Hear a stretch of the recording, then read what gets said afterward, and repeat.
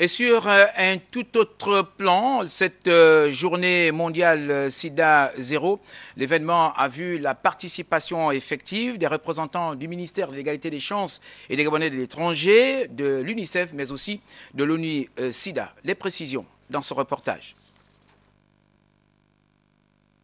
Réunis au cabinet du ministre de l'égalité des chances et des Gabonais de l'étranger, l'UNICEF, l'ONU-SIDA et les personnes vivant avec le VIH, accompagnés des membres de leur famille, ont célébré à leur manière la journée mondiale sur la discrimination zéro.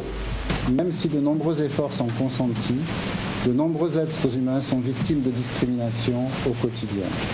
Et malheureusement, le Gabon n'échappe pas à cette triste réalité.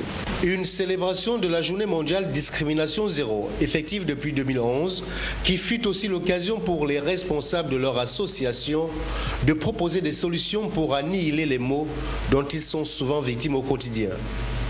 Madame le ministre, pour arrêter, comme qu'a dit le responsable UNICEF ici, pour arrêter ces cas de discrimination très aigus avec le comité, on peut aussi aborder certaines stratégies. En mettant en place des stratégies éducatives, en utilisant les chaînes de télévision, comme sont devant nous déjà ce matin, afin d'aider toutes les communautés gabonaises, afin de ne plus discriminer son prochain.